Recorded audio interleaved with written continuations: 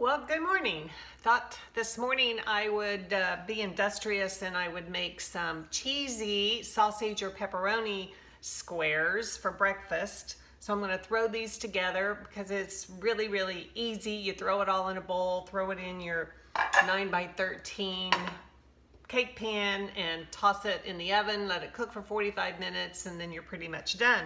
And as you can see, since it's a 9 by 13 pan, it's going to make quite a bit. So if you wanted this for, a large brunch or holiday breakfast or something like that, there's a lot of egg casserole recipes out there. So I thought I would do another one for you.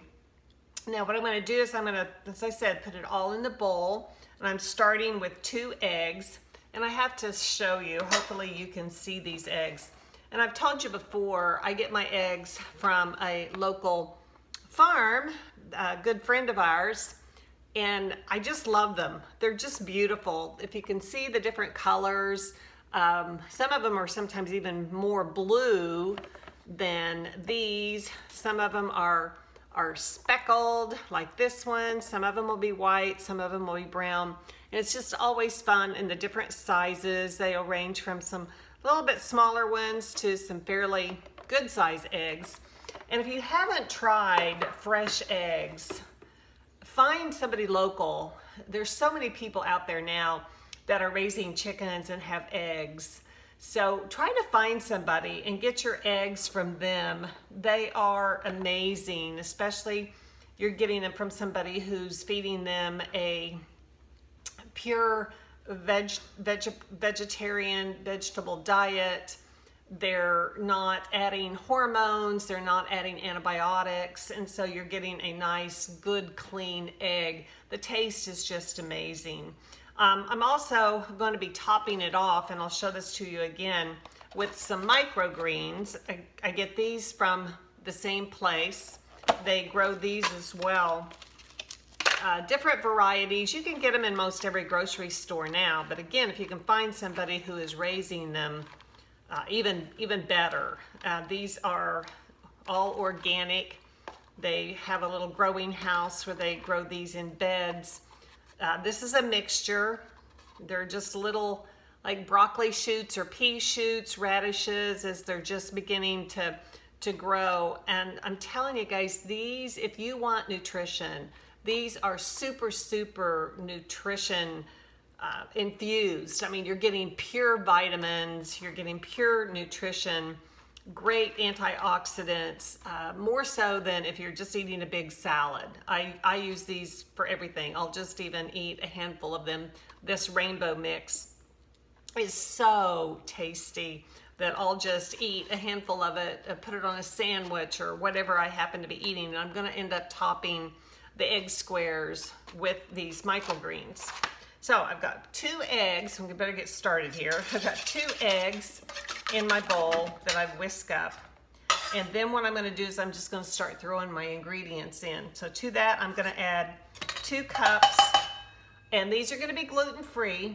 So you definitely can use regular flour if you don't have to be doing a gluten-free diet. Let me get my other cup of flour going here. But this is a gluten-free flour, any gluten-free flour blend that you want. And if you can take some gluten out of your diet, it's actually very good. Gluten's not good for anybody, whether you're allergic to it or not. And I know a lot of people who have gone to eating as much gluten-free as they can, and they just feel so much better. But you definitely do not have to do that. So let me start whisking in my flour into my eggs. And I'm going to also add 2 cups of, I'm going to use almond milk. You can use almond milk, coconut milk, oat milk, cashew milk, hazelnut milk, whatever milk you want, or you can use regular milk. It may get a little noisy outside. I noticed the guys just came to mow the yard, so it may get a little bit noisy. You may be able to hear them. So I've got my eggs and my milk.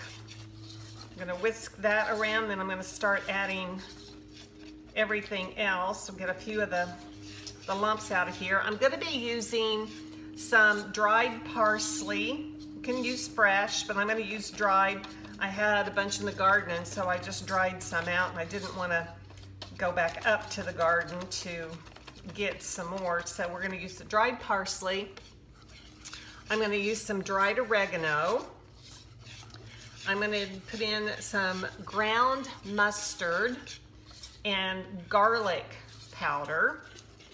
And instead of just using plain black pepper, you've heard me talk about this Borsari seasoning, and I'm also in the process, guys, of making my own blends. And so when I get some of my own blends, I'll let you know, because I know some of this stuff gets a little bit pricey. But I'm going to use this instead of pepper, and I've told you before what the ingredients are on these: sea salt, garlic, basil, rosemary, black pepper, some nutmeg. So it's just gonna, I'm gonna put, I could measure it out to where it would be about, you know, a half a teaspoon or so, but I'm just gonna sprinkle it in there. So let me add in my parsley. I'm going to do, this is gonna be about a tablespoon of the dried parsley.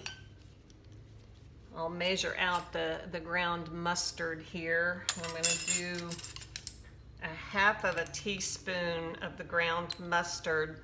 Just gives it another nice little flavor and can give it just a touch of a bite. You can also add red pepper flakes to this too. I think would be delicious in it. We're going to use a quarter of a, if I can find my measuring spoon here, I was going to use a quarter of a teaspoon of garlic powder.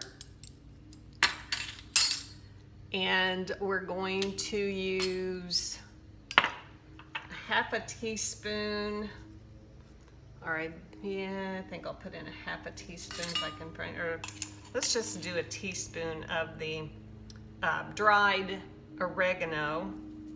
Again, you can use the fresh. I just had some dried because I brought it in from the garden and dried it up. And let's see, let's whisk that in, and I'll see what else I want to add into this morning.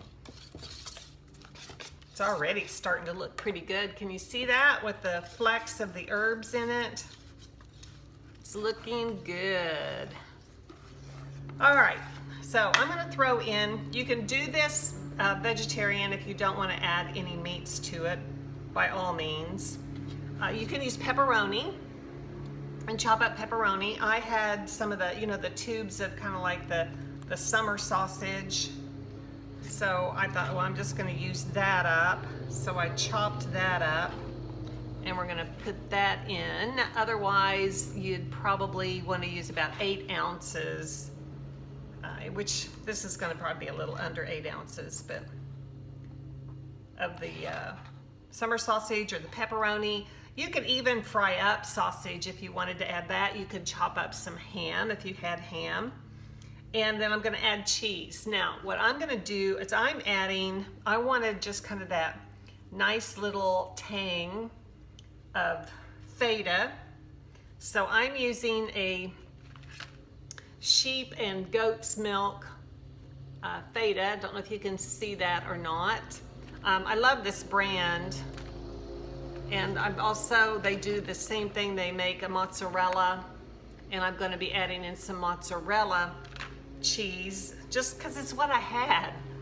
You can use regular cheddar, you can use a vegan cheddar, you can use whatever kind of cheese you have or whatever you want in it, but you want about 16 ounces of the cheese. So we're going to get this all broken up in here, and then I'm going to add the mozzarella. So I've got the mozzarella I'm using is a vegan. It's made of cashew milk, but you could use buffalo, you could use regular mozzarella. I'm going to wash my hands real quick because they're kind of messy from that. You can use cow's milk cheese. if you don't have a dairy allergy, you can definitely do that. I'm gonna switch now to a fork since I've just added in my cheese. And that's pretty much our ingredients. And you can see them. There's no bread in this one. We just use the gluten-free flour instead. Stirring it all around, and I'm gonna put it in my pan, and we're gonna put it in the oven at 350. I have it already preheating, and we're gonna bake it for 45 minutes. So let me get this in all in here, let you see it. It actually looks really pretty. It should probably raise up a little bit when it's cooking. Use my whisk to get the rest of this out of here. There we go. Okay. I'll kind of spread it out. You could use a little bit smaller casserole dish if you wanted to. You can see all the chunks of that cheese, and it's going to kind of melt down. And here you have it. And we're going to put this in the oven for 45 minutes. And then we'll be back and I'll show you what it looks like. We'll serve it up and add the microgreens. Well, 45 minutes later, I took it out of the oven, and looks beautiful, starting to get golden brown. You can see the cheese. You can see the sausage, you can see the herbs.